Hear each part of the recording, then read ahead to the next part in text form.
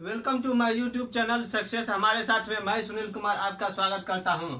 आज का टॉपिक लेके आया हूं लॉर्ड रिपन। इससे पिछले टॉपिक में लॉर्ड लिटन देखे थे, आज लॉर्ड रिपन देखेंगे। उसके कार्यकाल में जो कार्य हुए थे, जो कार्य किए थे, उसके बारे में जानेंगे। उससे संबंधित जो कार्य है, लॉर्ड रिपन का जो कार्यकाल था वो 1880 से 1884 ईस्वी तक, 1880 से 1884 ईस्वी तक उसका कार्यकाल था लॉर्ड रिपन का। उसके समय में 1882 ईस्वी में वर्नाकुलर प्रेस अधिनियम वापस ले गया था। वर्नाकुलर प्रेस अधिनियम वापस ले लिया गया था लॉर्ड रिपन के समय में। इसके बाद प्रथम फैक्ट्री अधिनियम 1881 पारित हुआ था, जो बच्चों के लिए था। वो 7 साल से कम उम्र के बच्चा काम नहीं कर सकते थे और 12 साल से कम उम्र के बच्चों के लिए समय सीमित कर दिया गया था। प्रथम फैक्ट्री अधिनियम 1881 में पारित किया गया। इस अधिनियम के द्वारा 7 वर्ष से कम आयु के बच्चों को फैक्ट्री में काम में नहीं लगाया जा सकता था और 12 वर्ष से कम आयु के बच्चों के लिए काम करने का समय नियत किया गया। और खतरनाक मशीनों से के आसपास घेरा लगाने, जो खतरनाक मशीन है जिसे क्या कहते खतरा हो सकता है, बच्चों के लिए प्रॉब्लम खड़ा कर सकता था, उसके चारों ओर क्या किया, घेरा लगा दिया। जैसे तारों का घेरा लगा दिया या जो भी कुछ हुआ वैसे घेरा लगा दिया गया, जिससे कोई समस्या हो ना हो बच्चा के साथ। अब 6-7 साल का बच्चा, 12 साल से कम के उम्र का बच्चा शरारती भी होता है ना, मतलब मजाकिया अंदाज में मजाक करने के लिए चला जाता है, मजाक मौज में कुछ ही कर लेता है, तो इस तरह से उसके लिए खतरनाक पैदा हो सकता था। इसलिए उसके चारों तरफ घेरा लगा दिया गया। इस नियमों के परिचालन के लिए एक निरीक्षक नियुक्त किए गए।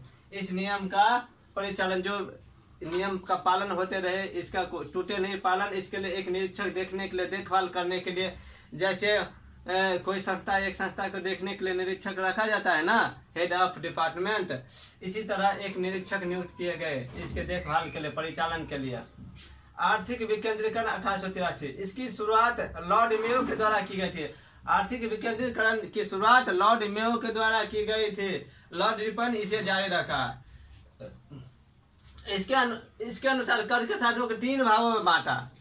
लॉर्ड रिपन ने आर्थिक से जो कर था इसको 3 भागों में बांट दिया गया, कर के साधनों को। पहला भाग था साम्राज्य भाग ये था कि इसके अंतर्गत सीमा शुल्क, तार, डाक, रेलवे, अफीम, नमक, टकसाल, भूमि कर इत्यादि रखे गए थे। इन मदों से प्राप्त आय सभी केंद्र सरकार को जाता था। जो सीमा शुल्क था, तार था, डाक था, रेलवे था, अफीम था, नमक था, टकसाल था, ये इससे जो आने वाला टैक्स था, कर था, वो केंद्र सरकार को जाता था। दूसरा था प्रांतीय, इसके अंतर्गत मुद्रण, राजमार्ग से प्राप्त आय, चिकित्सीय सेवा इत्यादि से प्राप्त आय प्रांतीय सरकार के अंतर्गत। यानी कि प्रांतीय सरकार, जैसे केंद्र में केंद्र सरकार को, स्टेट में स्टेट सरकार को जाता था, उसे ही केंद्र और प्रांतीय था, प्रांतीय सरकार को जाता था। बचे हुए मत जो था इसके अंतर्गत आबकारी कर था, स्टैम्प पंजीकरण था, शुल्क था, स्टैम्प पंजीकरण शुल्क। जंगल आदि से आए केंद्रीय सरकारों के बीच बराबर बांट दिए जाते थे। अब देखिए, जो बचा मतलब बीच का जी था, जो दोनों में जंगल है, जंगल राज्य सरकार भी ले सकता था, केंद्र सरकार के भी अंतर्गत होता है। जैसे सीमा बांध दिया जाता है, उसी प्रकार से दोनों में बांट दिया होगा कि इतना इतना लेगा। और ये दोनों आबकारी कर, स्टैम्प से, पंजीकरण से, शुल्क से, ये सब से क्या कहते थे, पंजीकरण शुल्क, स्टैम्प पंजीकरण शुल्क इत्यादि से जो है ना, वो केंद्र सरकार और राज्य सरकार के बीच बांट दिए जाते थे बराबर। आगे स्थानीय स्वशासन पर प्रस्ताव है। स्थानीय स्वशासन पर प्रस्ताव 1882 ईस्वी में स्थानीय स्वशासन पर प्रस्ताव लाया था। लॉर्ड रिपन को स्थानीय स्वशासन का जनक माना जाता है। लॉर्ड रिपन ने पहली बार ही स्थानीय स्वशासन का प्रस्ताव लाया था, इसलिए इसे जनक माना जाता है। 1884 ईस्वी में मद्रास स्थानीय बोर्ड अधिनियम पारित किया गया। इसके तहत स्थानीय संस्थाओं को रोशनी, साफ सफाई, जल व्यवस्था, चिकित्सा सहायता आदि कार्य सौंपेंगे। स्थानीय स्वशासन जो प्रस्ताव लाया था उसमें था कि इस अधिनियम में लिखा कि जो स्थानीय संस्था है ना, वहाँ पे रोशनी, साफ सफाई, जल व्यवस्था, चिकित्सा सहायता आदि कार्य सौंपेंगे। ये इसका जो कार्य था वो लोगों को जो चिकित्सा व्यवस्था है, जल व्यवस्था है, वो मुहैया कराएगा, साफ सफाई रखेगा, अच्छा डॉक्टर प्रोवाइड करेगा। जब भी पेशेंट को प्रॉब्लम होगा तो अच्छे इलाज देंगे बीमार लोगों को। तो ये इसका था स्थानीय शासन के प्रस्ताव का ये था। अब शिक्षा सुधार 1882, शिक्षा में सुधार भी किए थे 1882 में। ये लॉर्ड हंटर के नेतृत्व में, जो लॉर्ड हंटर की अध्यक्षता में हंटर आयोग का गठन किया गया था। लॉर्ड हंटर ने प्राइमरी और माध्यमिक स्कूली शिक्षा को मजबूत बनाने पर बल दिया था और शिक्षण संस्थाओं से सरकारी नियंत्रण हटाने का प्रस्ताव दिया था कि आप शिक्षण संस्थान सरकारी हटा दीजिए, पढ़ाई लिखाई अच्छी से नहीं हो रहा है, अच्छा कार्य व्यवस्था नहीं, अच्छी पढ़ाई नहीं हो रहा है, उस पर है ना क्या वहाँ के जो सरकार है वो ध्यान नहीं दे रहे हैं, सरकारी कर्मचारियों ध्यान नहीं दे रहे हैं। इसी कारण उसको और प्रारंभिक शिक्षा के विस्तार के लिए भी प्रस्ताव दिए थे। उन्होंने प्राइमरी शिक्षा का अधिकार स्थानीय बोर्ड और नगर पालिका को सौंपे जाने का सुझाव दिया। रिपन ने इन सुझाव को स्वीकार कर लिया और उनके क्रियान्वयन का प्रयत्न किया। अब देखिए वहाँ पे जो प्राइमरी शिक्षा का अधिकार था ना, वह स्थानीय बोर्ड को, नगर पालिका, देखिए जैसे हमारे घर में विद्यार्थी है और हमारे विद्यार्थी को अच्छा पढ़ाई नहीं हो रहा है, तो मान लीजिए हम अपने से जो पढ़ाएंगे, टीचर अच्छा पढ़ाई नहीं दे रहा है, अपने से पढ़ाएंगे तो अच्छा पढ़ाई अच्छे से पढ़ाएंगे, कोशिश करेंगे अच्छा से उसको समझाए, पढ़ाए जितने बार हो सके उसको। लेकिन टीचर आएंगे का आएंगे करेंगे, हो गया विद्यार्थी को आएंगे ऐसे ऐसे चेक करेंगे, होमवर्क देंगे, घंटा पुर गया, टाइम देंगे, ओ आज 10 मिनट ज़्यादा पढ़ा दिए, जा रहे हैं, हो गया छुट्टी, बस हो गया। बच्चा उसमें क्या पढ़ेगा? अरे उसको समझाइए, पढ़ाइए कि कैसे ये हुआ, कैसे याद कीजिएगा, इसको कैसे दिमाग में सेट कीजिए, तरीका बताइए, अच्छा से दिमाग में उसको सेट कीजिए। तो रिपन ने इस सुझाव को अच्छा लगा तो ये किया, स्वीकार कर दिया। अब इल्बर्ट बिल विवाद 1883 से 1884 तक रहा। वायसराय की परिषद में विधि सदस्य इल्बर्ट ने जाति भेद पर आधारित सभी न्यायिक आयोगताएं थे समाप्त करने के लिए। जो देखिए अब जाति भेद पर था, जो आप यदि गोरे हैं तो आपको अच्छा पोस्ट दिया जाएगा, यदि आप भारतीय हैं, काले हैं, उच्च वर्ग के नहीं है तो आपको अच्छा पद नहीं दिया जाएगा। उस तरह का है ना, जो जाति के आधार पर, रंग के आधार पर नौकरी देता था। तो ये प्रस्ताव ये था कि समाप्त करने के लिए और भारतीय तथा यूरोपीय न्यायाधीशों की शक्तियों को समान करने के लिए 2 फरवरी 1883 को विधान परिषद में एक बिल प्रस्तुत किया गया था, जिसे इल्बर्ट बिल नाम से है। लेकिन ये तो अच्छा प्रस्ताव था, सबको बराबर होनी चाहिए यार। जब तक आप समान आदमी को समान अधिकार नहीं देंगे तब कार्य कैसे करेंगे? ये तो भेदभाव हो जाएगा। तो और ये भी था कि आप क्या कहते हैं, गोरे को दंड नहीं दे देते, इंडियन को, भारतीय को, काले को आप दंड देते थे, थोड़ा सा भी प्रॉब्लम हो जाता था। तो अब हिंदी देखते थे, जैसे सिनेमा देखना है तो फर्स्ट क्लास में, जैसे ट्रेन में है तो फर्स्ट क्लास में आप गोरे को दे देते, इधर पीछे सेकंड क्लास में या पीछे बैठा देते थे, मारते पीते थे।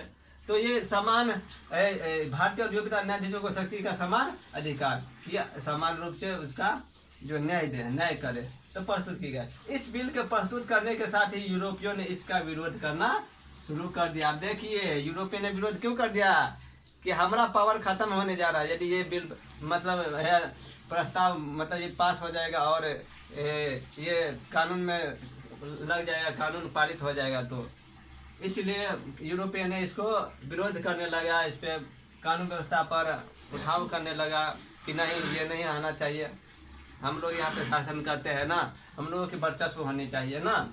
इसको श्वेत विद्रोह के नाम से भी जाना जाता है। यदि पूछेगा कि लॉर्ड रिपन में कौन सा विद्रोह हुआ था, उसमें ऑप्शन दे देगा श्वेत विद्रोह, तो श्वेत विद्रोह सही होना चाहिए। और श्वेत विद्रोह से एक बार और भी हुआ था, और भी क्या कहते हैं यूरोपियों ने विद्रोह किया था, कौन सा बिल था, अच्छा बाद में बता देंगे उसको। आखिरकार इस बिल को निरस्त कर एक नई व्यवस्था लागू की गई, जिसमें यह कहा गया कि यदि यूरोपीय लोगों की मुकदमों दंडनायकों के सामने आए तो इसकी सुनवाई 12 व्यक्तियों की एक जोड़ी तय करेगी, जिसमें एक यूरोपीय या अमेरिकी होंगे। ग्रामीण प्रदेशों में जहां जूरी द्वारा मुकदमों की सुनवाई नहीं हो सकती थी। देखिए आप क्या किए, वापस ले लिए गए इसको। अब ये हो गया कि यूरोपियों के 12 जूरी तय करेंगे, या तो यूरोपीय होंगे या एक अमेरिकी होंगे, 12 को जूरी होंगे। लेकिन यदि ग्रामीण प्रदेशों में है जहाँ वहाँ पे मुकदमे का जूरी नहीं सुनाई देंगे, अंग्रेजी होंगे। हम अपना शासन चला रहे तो हम अपनी तरीका से करेंगे ना। तो ये एडवर्ड वीड का प्रावधान था, ये कानून था। ये तो आप कैसे कहिएगा, मालिक कैसे नौकरों पर अपना हक, मतलब क्या कहते हैं, अपना दावा छोड़ता है ना, ये करो, हम जो करेंगे वो करेंगे, ये वो ऐसा पैसा देता है। इसी तरह से वो अपना शासन कर रहे थे तो अपना दिखाएगा ना। वह मुकदमा किसी दूसरे न्यायालय में स्थानांतरित किया जा सकेगा। फ्लोरेंस नाइटिंगेल ने लॉर्ड रिपन को भारत के उद्धारक की संज्ञा दी गई थी।